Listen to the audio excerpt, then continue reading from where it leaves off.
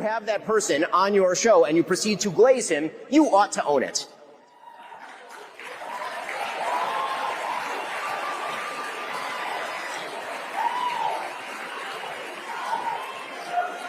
There is a reason that Charlie Kirk despised Nick Fuentes, and indeed even chided Dinesh D'Souza for debating him.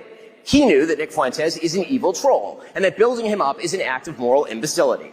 And that is precisely what Tucker Carlson did. He built Nick Fuentes up. And he ought to take responsibility for that, just as he ought to take responsibility for glazing pornographer and alleged sex trafficker Andrew Tate, or for mainstreaming fake historian and pseudo-Nazi apologist Daryl Cooper as America's best and most honest popular historian.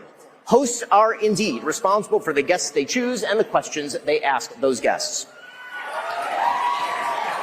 I just got here, and I feel like I missed the first part of the program. I hope I didn't miss anything meaningful. No, I'm just kidding. I watched it. I laughed. That kind of bitter, sardonic laugh that emerges from you when, like, Upside Down World arrives. When your dog starts doing your taxes, and you're like, wait, it's not supposed to work this way. To hear calls for, like, deplatforming and denouncing people at a Charlie Kirk event, I'm like, what? This is hilarious. All right, welcome back. That was Ben Shapiro and Tucker Carlson from a very, very fiery opening to AmFest, TPUSA's Super Bowl-like event for Republican politics, for the first time transpiring without Charlie Kirk. Our man, Virgil Walker, lives in Phoenix, is at the event, and I wanted to have a discussion about what transpired. I don't think we've seen anything like this, certainly in my lifetime in American politics, where there's this type of open, and look, I just don't know enough about politics. Maybe it's happened before, but it felt unprecedented to me, following this over social media. Virgil, you are in Phoenix. You were at the event last night. Is this unprecedented? How did it feel to you? Yeah, it's unprecedented. I think the direct attacks, the direct verbal attacks, there would be, insinuating ideas, people who would make claims about things or challenge ideas or things like that. But we're talking about direct attacks on people. And these attacks are, calling someone a coward or, just imbecilic, just the kind of ad hominem attacks that you don't expect. Your hope is that at a TPUSA event in particular, which is normally the case, that people would make solid, sound, reasonable arguments and allow those to take the weight of the day. It was disappointing to me, for Ben to follow Erica Kirk and to be as bombastic as he was about the issues of the day. And I don't think that was lost on the people that were there. This morning, as we head back, there'll be more time to digest what took place, to think through its impact, and I think there'll be ongoing discussion about Ben's performance, as well as what followed and Tucker's response. So Erica Kirk opened the event last night, and the first speaker is Ben Shapiro. That's a choice that's been made, that Erica Kirk, the CEO, is going to speak, and then the next important person is Ben Shapiro from the Daily Wire. And it probably, I just don't, they had to know to some degree what Ben was going to do, don't you think? I've spoken at TPUSA. I can't say that I had to have my speech cleared because I don't remember that, and I certainly don't remember that I would agree to that. But the person that's going to follow in behind Erica Kirk, who talked quite a bit about unity, the person that follows in behind her says, no, I'm here to burn it all down, basically, is how I would describe Ben's speech. That's what was so disappointing about it, Jason. I thought Erica laid out kind of this unifying message. Let's take it back to earlier in the week when you had the unprecedented conversation between her and Candace Owen, and then the messaging from them both to some degree was, let's turn it down a notch.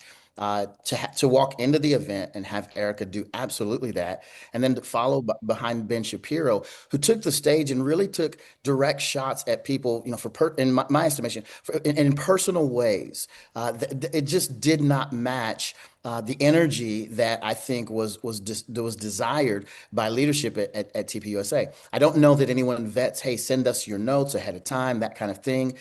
Most speakers, given the national platform and all of the eyeballs that are on TPUSA, most speakers, out of respect for the direction of the organization, for the decisions that they've made, for the signaling that they've done, would kind of take a step back and say, you know what, let me dial this back. I want to match the energy of the organization I'm representing, and be sure to say things that wouldn't inflame any difficulties or problems.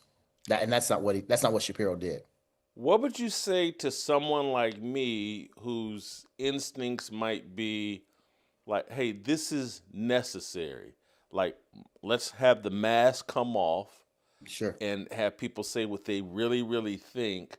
And so I've watched Ben's entire 20-minute speech, and I thought it was the most transparent Ben Shapiro I've ever seen. And I applaud that. I really do, because I think for a long time he's hidden behind others doing his attacks for him. And instead, no, he's standing out there, 2 feet planted firmly on the ground. This is what I believe. These are the people I don't like. Here's what I don't like. Maybe, again, we're at a time where maybe conflict and open conflict is necessary.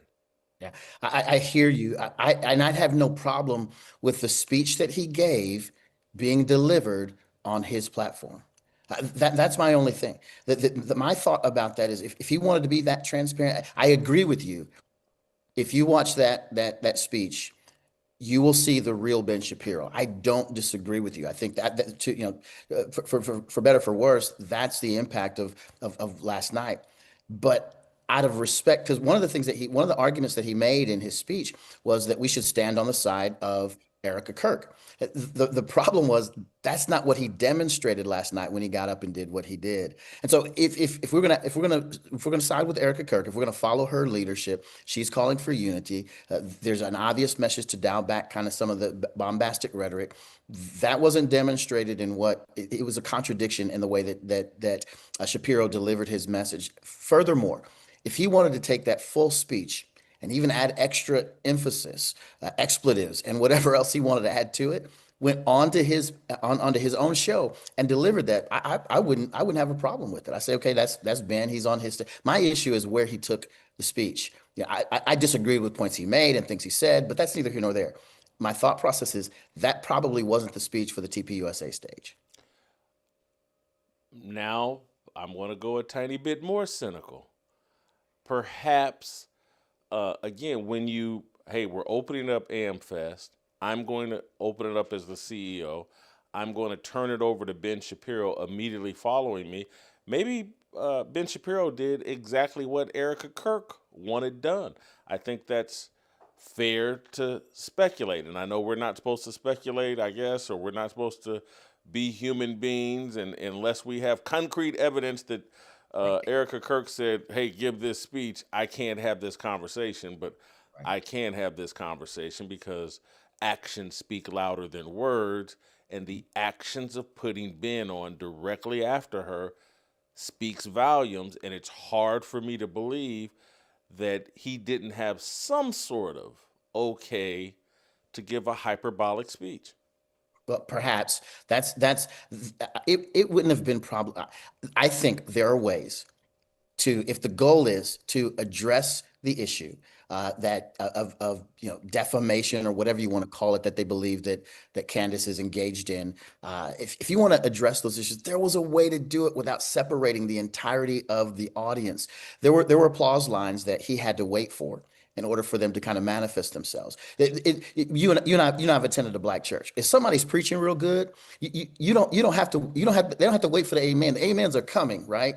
And then you can know I better stop or they're not going to hear what I'm going to say next. That wasn't the case. He would make a statement and wait, and then for everybody to kind of Pavlovian response and applaud what he said, and those applause lines were muted. That's how you could tell that the full audience was not with him. It wasn't a unifying opportunity. If Erica decided to do that, you would also have to look at who she lined up after him.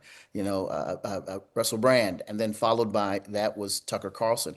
So Tucker got up and did his thing and had a full. And in fact, Tucker's speech, if you go look at it, was actually, I think he got like 45 minutes to talk, whereas Ben, I think, had 20. I think his total 20. time was 20 minutes. Yeah, That was 20 with minutes. the question and answer afterwards put it out to around 27, but it was a 20-minute speech.